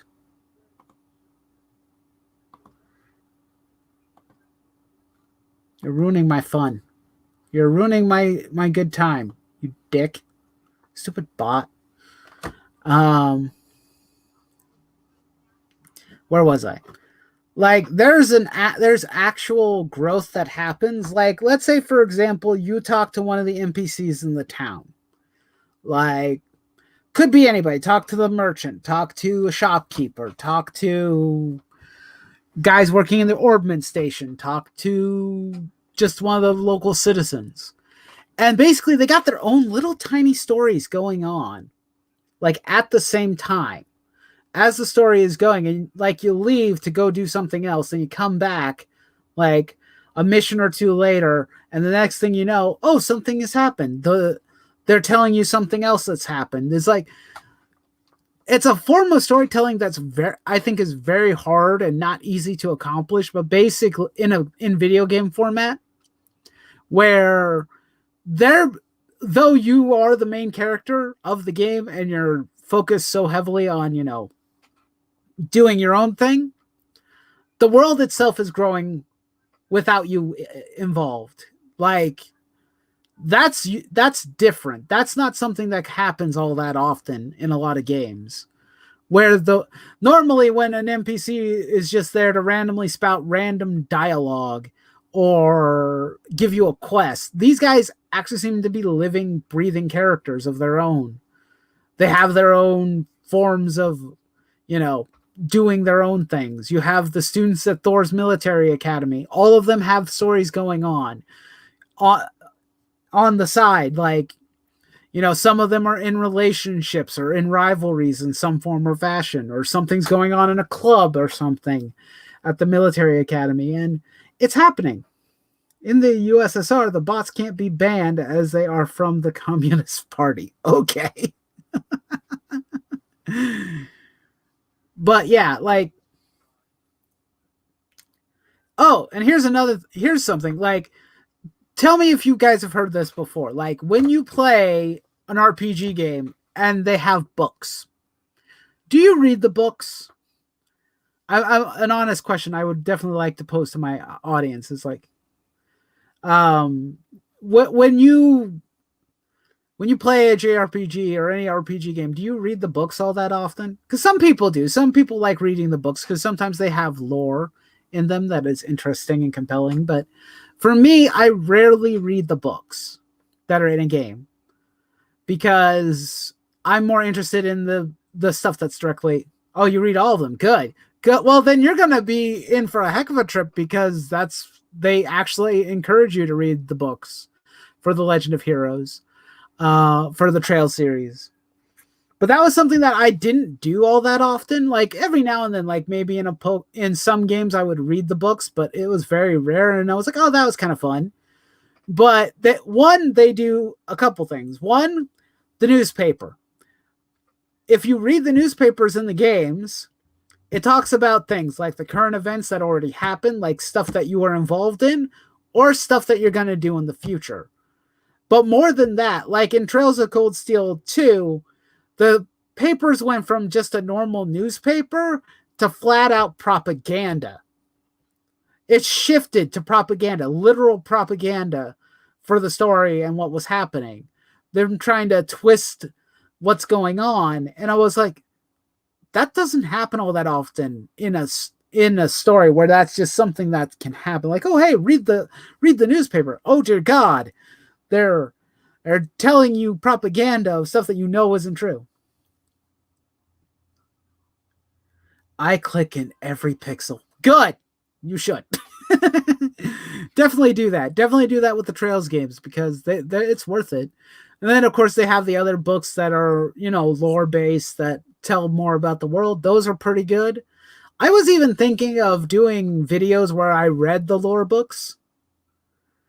Because there's what is it? There's I think in Trails of Cold Steel 2, there's a thing called the Black Records.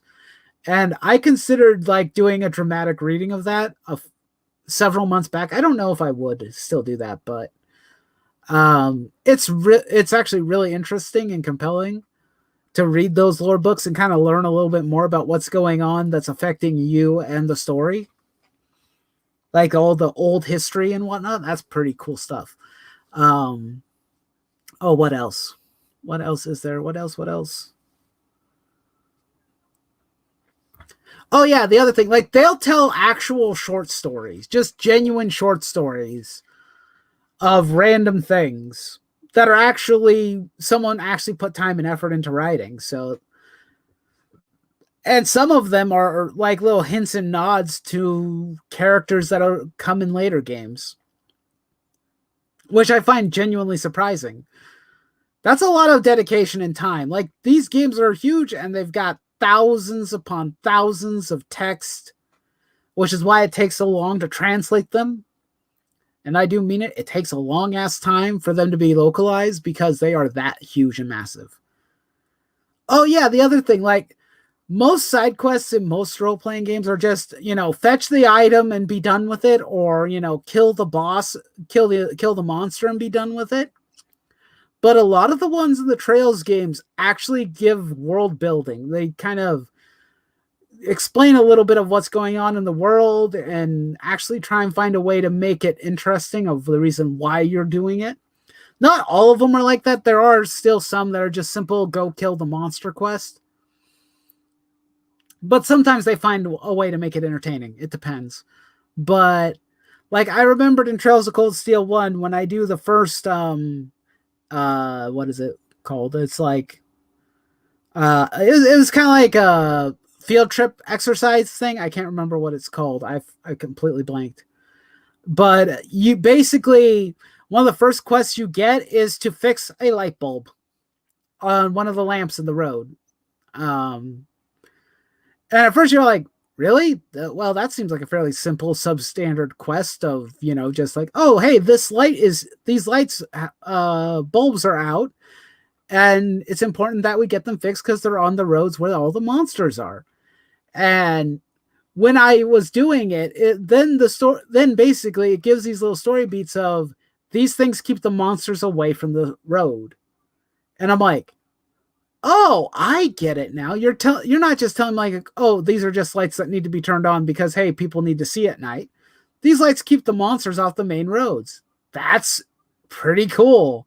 It's it's a little nugget of information about the world. And as you play them, more information is given to you. Little tiny things you get to learn about. And I'm like, I find that enjoyable. I don't know why it's that enjoyable to me to learn such a small, minute detail that's probably in other role-playing games that I've played before, but for some reason, it's done in a way that I find thoroughly enjoyable. Lol. Thank you. But yeah, I enjoyed that. I enjoy these games because of that. That's not even including all the good characters that are in the games. I also find it enjoyable that there are bad guys, but a lot of the enemies that I've run into in Trails of Cold Steel 1 and 2, good majority of them are more or less antagonistic. They're not evil or inherently bad. You found the lamp stuff funny. Oh, okay. Fair enough. It is kind of funny. I just find it interesting that it's a part of the effort of world building. that I find funny. I find it interesting and funny at the same time. What was that? There was one. Hold on a second. Let me see. Maybe I can find it. Maybe I can find the tweet. Hold on a second. There was a tweet that I found a few. It was. Oh yeah, here it is. Hold on a second. Let me share this because it's actually really funny. This is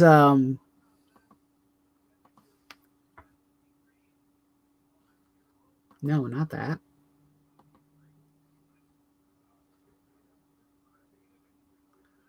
All the games are on PC. They will be. Here, let me see. Basically on Steam right now, you can get the first 3 Trails in the Sky games, which if you want to do chronological order, you may want to start with those. Then all 4 of Trails of Cold Steel are on PC as well. I apparently can't English. That's okay. I understand. But yeah, the Trails in the Sky and the Trails of Cold Steel games are all on PC currently. And some are on Switch. Not all of them, but a couple of them are. And, well, what else? And the 2 games that are, because it's, the first 3 Trails in the Sky games are the first part of the series. And then there's there's Trails from Zero and Trails to Azure, which are the next ones after that. And then it's Trails of Cold Steel. So that's chronological order. But but Trails of Zero is coming out this year. And that's coming sometime. It's coming late this year.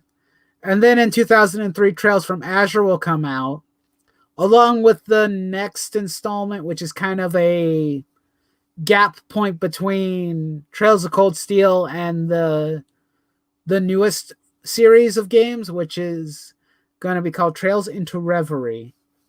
That one's kind of going to like tie up loose ends for the first 3 arcs. But yeah, this was what I wanted to share. This is a quest dialogue that they give you that is actually hilariously funny. The client is Prince Olivert, who's kind of a troublemaker in his own right. But this is just a simple beat the monster quest. But this is how it goes. Terrible news, Reen. A malevolent worm has swallowed Toa whole. What will the courageous do without its darling marshmallow mascot? Because she's the captain of the ship, but she's also super cute. Love Toa. Okay, so that was a fabrication, but just think, what if she had been swallowed? You'd surely do your best to kill that monster, no? I just love how this is written. It's just hilarious how that is written in text.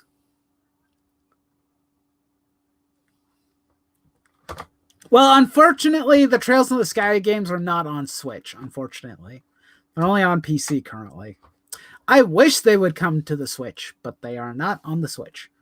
Same for Trails of Cold Steel 1 and 2, not on the Switch, because all those games were localized by Xseed, and the new publisher is NIS America. So I guess until Xseed either decides to do that or or the license expires, I don't know if that'll happen or not. Those games won't come out anytime soon on the Switch, and it sucks. But yeah, this is just funny.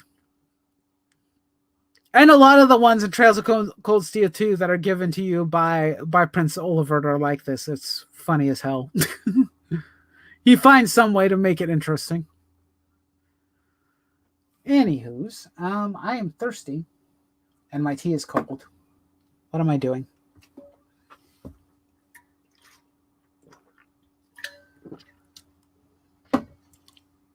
But eventually,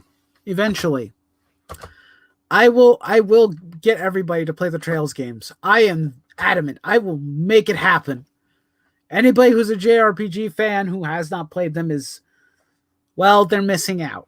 That's what I'll say. They're missing out on something that's really fantastic, in my opinion. And I haven't even played all the games, and I'm saying that with so much confidence and vim and vigor. I noticed you became an evangelist. I will preach. I will preach this game's praises to the heavens. I'm kidding, of course, but you can tell I'm highly dedicated to it at this point. I really am. I got so invested just in those two games. I haven't been that invested in a role-playing game since Kingdom Hearts 2. That's how invested I've gotten. That and maybe Valkyria Chronicles, the first one, when I played that on the channel. Yeah, that's probably the last time I was that dedicated to a game. Was not Kingdom Hearts 2, but the first Valkyria Chronicles, which was awesome. But yeah, I've learned from my mistakes of my youth that Square Enix is not the only game in town, and there are tons and tons and tons of other companies out there that are making quality RPG games that are infinitely better than whatever the hell Square pinches out of their butt. I know, I'm being really mean. I'm sorry. I've been stilted by them so much, I can't help it. You know?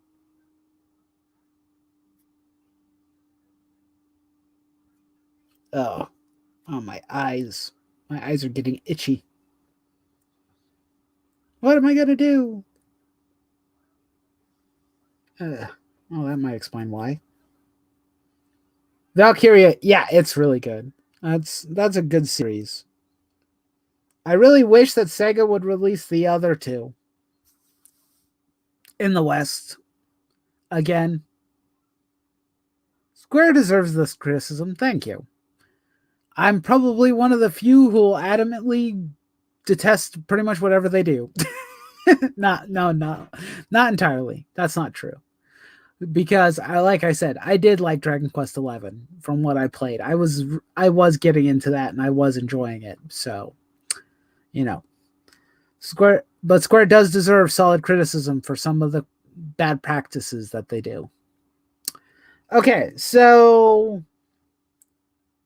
if anyone is still in chat who has any questions for me or any final comments they want to add, I'll let you guys do it for the next couple minutes because I've been at this for almost 2 hours, and after this, I am probably going to end my stream. So if you have any questions for me, is there any other games I'm interested in or whatever else you want me to maybe potentially talk about for a few minutes, let me know in the comments, and I will tell you what I think. Feel free to comment. Feel free to criticize me. Feel free to tell me I'm dumb or that I suck. Because many people probably will. But but it don't matter to me. I am what I am, and that's all that I am. I'm kind of curious, like, what's going on Twitter? Do do do do do do do do do do do. Okay, that's funny. Yeah. Just want to say, good. Have mercy on our souls when Rune Factory 5 comes out. Yeah, that'll probably be a thing that happens. It'll probably be very, very, very time consuming. God have mercy on our souls is the correct, I think. I think you meant God have mercy. The part you misspelled was good. May God have mercy on our souls for what we are about to endure with, with Rune Factory 5. I am looking forward to that. I hope it'll be really fun and enjoyable. Oh. But also, I will probably have to eventually end of 2. Okay. On our not of our. Okay. Stop trying to correct yourself too much, David. It's not helping. You're just confusing me more in chat. My English is bad. Are you saying that you're not a native English speaker, David? If that's the case, it's totally fine. I get it. Or if you're just messing up typing, that's all. Don't worry. I do it all the time too. My English is bad too. So you're good. You're good. You're fine. You're from Brazil. Ah, fair enough then. If you're from Brazil, that means probably more than likely you probably English is your second language and not your first, and that's fine. I actually enjoy the fact that I get to meet people from other countries and whatnot, who maybe they don't speak English or something of that nature, It's fine. I actually welcome everybody here because it's fun to have people from different places. I like learning about different places and cultures and getting to know people from different countries. I learned English with JRPGs. If that's true, that's awesome, by the way. I'm not laughing because that's the only way you learned English. I'm just thinking that that's just kind of funny. I wonder if I could learn Japanese by playing Japanese games. I probably could to some extent. But I'm just being silly at this point. I'm trying to run out the clock so it's an even 2 minutes. Can you tell? I'm running the clock until we reach 2 minutes. At some point, I should definitely buy Tales of Arise at some point. I really need to buy that game. Even though I haven't played a Tales of game in a while. But they're normally pretty good. I guess I could say and point out that I'm going to be probably shifting a lot of my focus onto Twitch for a while because I don't know. There's just some I feel like I need a refresh and a restart. I mean, I love being on YouTube and whatnot and making videos and content, but it didn't work with Japanese for me. Oh, well, that sucks. Oh, come on. There's plenty of ways to learn Japanese. There's plenty of other countries, or well, not countries. There's plenty of videos on YouTube that can teach you Japanese for free. So there's that. But yeah, I'm thinking I might shift to Twitch for a time. Probably still make stuff for YouTube, or I'll archive my streams on Twitch and probably put them up on YouTube too. But as it stands right now, the YouTube channel just feels so stagnant to me that I don't really know what I want to do with it. I've thought of different things to do with it, but the time consumption it takes to edit and make videos it's kind of weird. And while I can stream on YouTube too, it's just I don't know. I just don't care much to stream on YouTube as much as I used to. English is easier, and even if I couldn't learn it correctly, that's fine. I can at least understand you. I can fill in the gaps for you, okay? How about that? I'll fill in the gaps for the parts that you mess up. How's that? That good? That a good deal? Good trade? I think it is. I can understand you. I need to join your Twitch channel. I don't think I have a link to it, at least not on my channel. I might, but YouTube doesn't like that kind of stuff. They don't like you promoting Twitch. I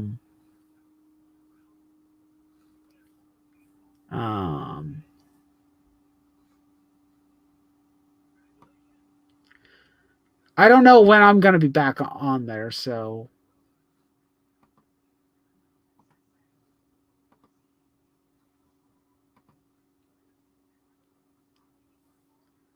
um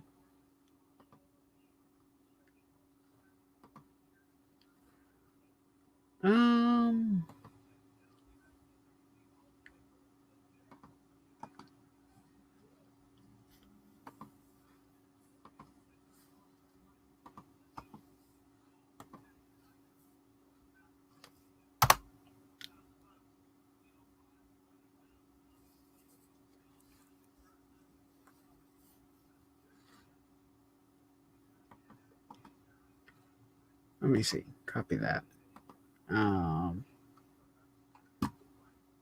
Yeah, it's the same name. mostly. I'll There you go. I was trying to find it, or I was trying to check the link and stuff. So hopefully it's okay. If the link doesn't work, it doesn't work.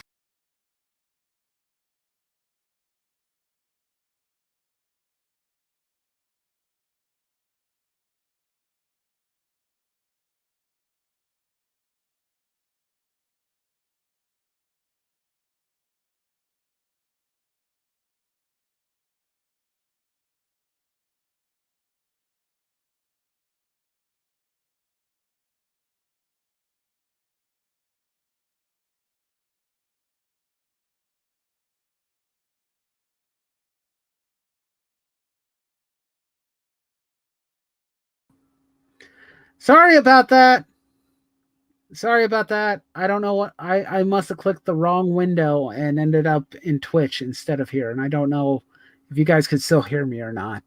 Sorry about that. My apologies.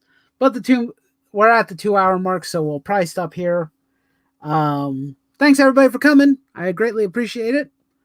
Thank you for entertaining me for a couple hours. But it is time to go. I need to go eat some dinner and probably finish up my evening. So I hope everybody has a good rest of your night.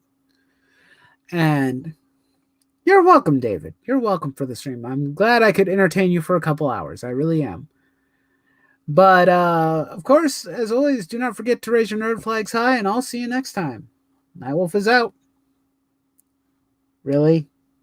You have to do that to me at the very tail end of my stream? Stupid spam.